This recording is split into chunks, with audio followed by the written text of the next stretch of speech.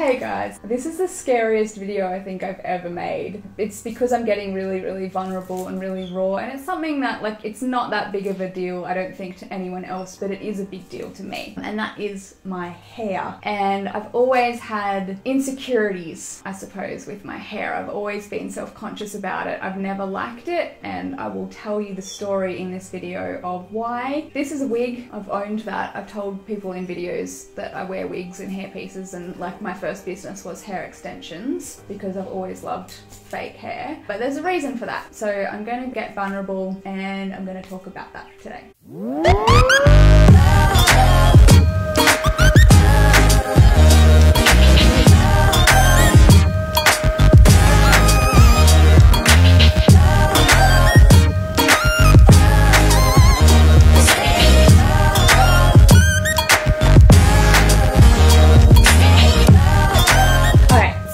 I've always had really fine hair. I've always had like baby fine hair. Even when I was a kid and my mum would take me into the hairdressers, they'd be like, oh, you know, your hair's so fine. And it was like, just always pissed me off. But it's just my hair. And when I was about 19, when I moved out of home, I moved to Brisbane from, you know, my hometown of the Channon in northern New South Wales for my first job. And I remember sitting at my desk and running my fingers through my hair, and like literally every time I ran my fingers through my hair, at least 10 strands would come out. That's a lot of hair, like every time I ran my fingers through my hair. That was the first time that I kind of noticed, like, oh, you know, maybe this isn't normal. I went to the doctor and they said everything was fine. I got blood tests and they just said, you know, it's probably just stress or whatever. And then my boyfriend at the time actually said something that really made me very self-conscious, where he was looking at me from a certain angle and he said, haha, I can see what you look like bald from this angle. And I was like, what do you mean? Like, what do you mean you can see what I look like bald? And it was because my hair is just like so fine that he could kind of see through it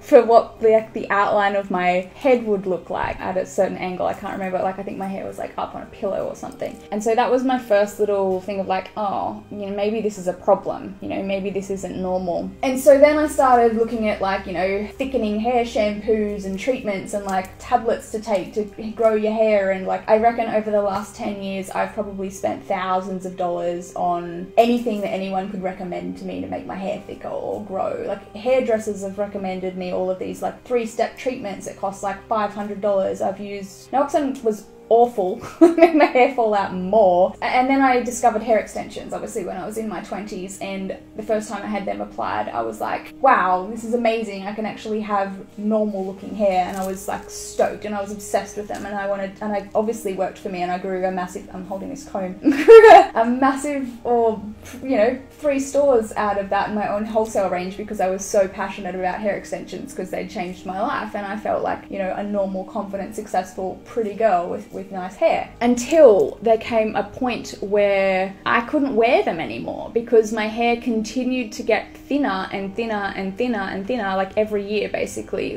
And I didn't really understand why. I kind of just ignored it. I was like, it won't be real if I don't think it's real, kind of thing. And I've tried to even use the power of my beliefs to like grow my hair back, or, you know, that kind of thing. And I'm still working on it, you know. I do believe in the power of belief, but there's some things where it's just, you know, a genetic thing that you can't change. And yeah, there came a point where I really couldn't wear hair extensions anymore without being able to see them. I could only wear 1 row of tape extensions around the very bottom of my head, because otherwise you could see it through my hair. Couldn't wear clip-ins because they'd just bulk out or like slide out of my hair because it was too thin. Beads were out of the question because they would just poke out through my hair, and like then my hair started even breaking because it was so fine. And I've always been really self-conscious about photos of my hair from certain angles too, because I know it's really thin. And even when Ree started first like videoing me and stuff, I'm like, don't get the back of my hair, like don't show the back. And I'm gonna show you the back in this video. So what I have, I knew this, and I've done so much personal research, but I didn't really want to like own it or talk about it until I actually had a formal doctor's diagnosis, and I have got that now. I've been right all along. I have androgenetic alopecia, which is female pattern baldness. It's the same thing that men have when they lose their hair, and like 50% of men just in general like lose their hair and go bald when they're older, or maybe slightly less than that, but around that. Like a lot of men lose their hair when they get older, even if it's not all of it, but it's just like the top or the back. And so that is a thing thing for women as well. It's genetic. There is nothing that you can do to grow that back. Like for men or for women, it's the same thing. I have been blessed with this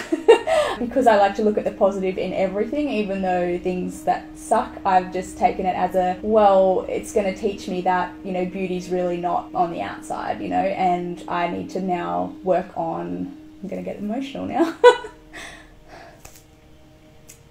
Need tissues. Okay, we'll get you tissues. I was like, I didn't think I was going to cry.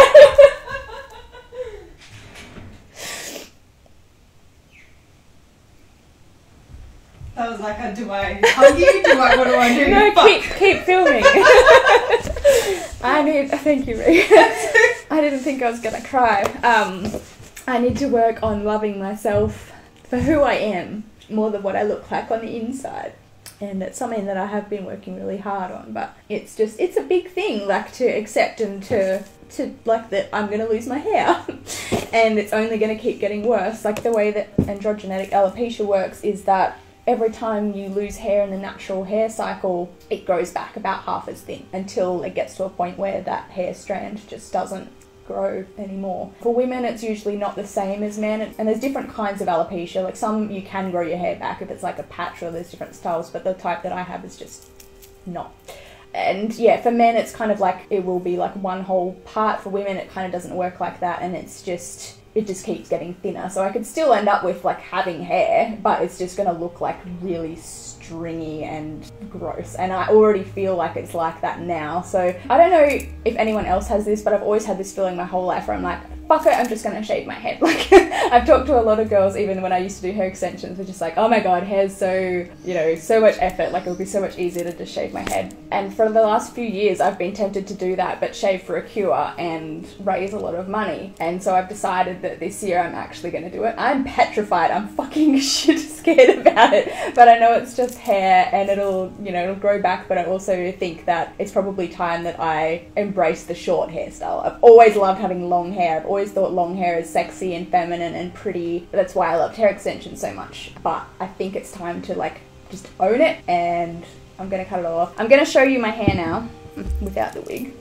You've seen my hair before, like most people have seen my hair before, and it's not that bad. Like, I mean, I've still got hair. So I've still got a ponytail, I've still got hair on my head. It's not like I'm actually bald. But the thing is, I can't wear my hair out anymore without it just kind of like flopping around in the breeze. And from the front, it looks alright sometimes. From the sides and from the back, like it's just stringy, and there's hardly anything there, and it's from the back and the top that it's kind of the worst. And if I try to like tie it up from the sides, you can usually like see right through it. Yeah, when I kind of have my hair down like that, it's just, or like at any angle where I tie my hair up, it just sticks to my head, and it's kind of, the whole part is just really thin, I guess. I feel like when I tell people, I kind of like make it sound worse than it is, but it also, that's how it feels to me, because that's like the only thing I can do with it is have it up in a ponytail, and even then you can see my scalp through it and stuff like that. The worst that it ever got was after I had Jaden, after I had my baby, and like a lot of the time your hormones go crazy about 4 months after then, and your hair falls out. Like it was just, I could not even go anywhere like showing my hair. I was that self-conscious about it. And at that time was when I started wearing this, which is the hair topper that I've been wearing for most of 2017, which is actually the reason why I started wearing headbands all the time and hats all the time. So this is a hair topper, for anyone who doesn't know what that is, and it's for people that have really thin hair on the top but still like kind of long hair at the bottom. It's got clips, it's kind of, I guess, like the equivalent of a toupee, and you just kind of clip it on and it gives you more volume at the top and blends in with your hair at the bottom.